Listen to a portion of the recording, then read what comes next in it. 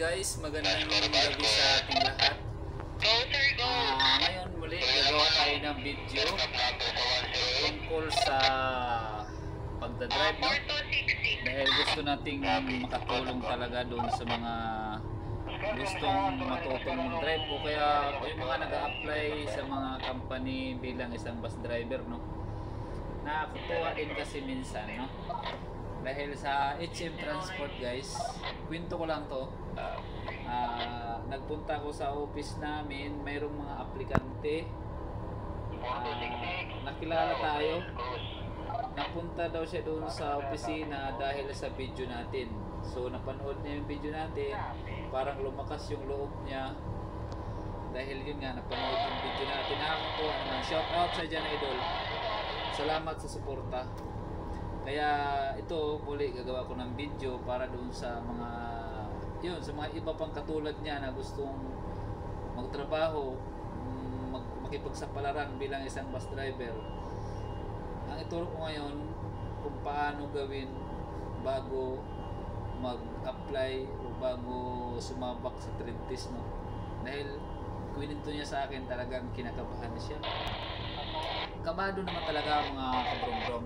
Kakabahan ka talaga sa pag salang ng trade test, di ba? Pag mag-apply ka, kabahan ka talaga. Kaya ngayon magbibigay ako ng counting tips para nga doon sa mga mag-apply. Doon naman sa mga makapanood nito na mga veteranong driver na salamat lang sa panonood nyo at suportahan lang natin yung mga baguhan. Paki-share na rin ang video na ito para maraming makakaalam. So, ito lang. Yan. Pakita ko lang, no? Itong unit nito, hindi ko ito regular.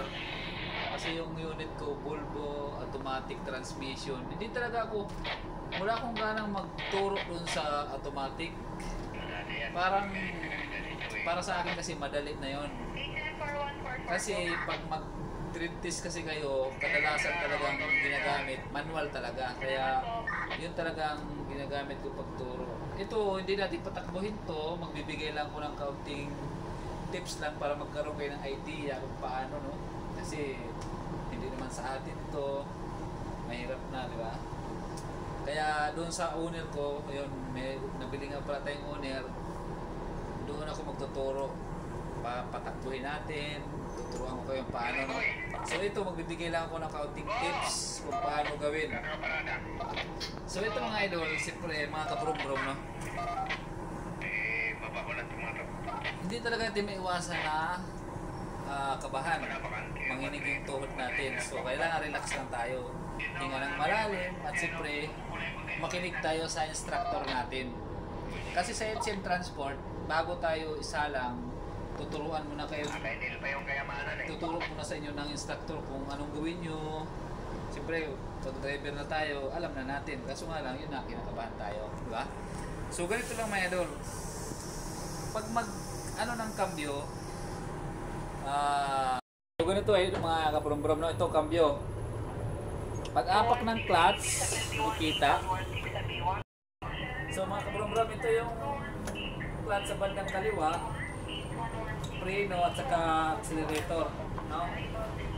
So pag driver ka na, visit ka sa ito, kaso nga lang kakabahan ka pag trade test, di ba?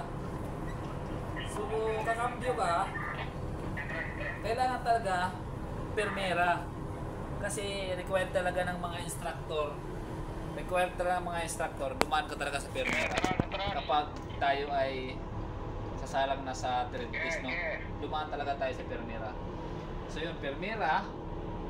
Tapos, kahit kunting gulong lang yun, mga kabrom-brom, pausarin mo lang siya ng kunti. Itong, halimbawa, nakapasok na sa permera, no? Kahit hindi ka mag-apak ng accelerator, bitawan mo lang dahan-dahan yung clutch. Gugulong yan yung bus. Gugulong yan. So, saka ka ngayon magkambyo ng segunda, no? So, ganun lang ang discard dyan. Magbitaw ka ng clutch, kahit hindi ka mag-apak ng accelerator, gugulong yan, magbitaw ka ng preno. Kaya bago ka ngayon magkambyo ng segunda. Basta ganun lang mga kabrom-brom, lakas ng loob lang. lakas ng loob lang talaga. So, yun lang muna ang may bigay kong tips sa inyo. At sana kita-kita tayo. Doon sa mga wala pang trabaho dyan, subukan nyo mag-apply sa HM Transport. Dito lang tayo. Saka pag nakapasok na kayo sa HM Transport, kunting ingat lang tayo. Ingat. Ha? So, yun lang.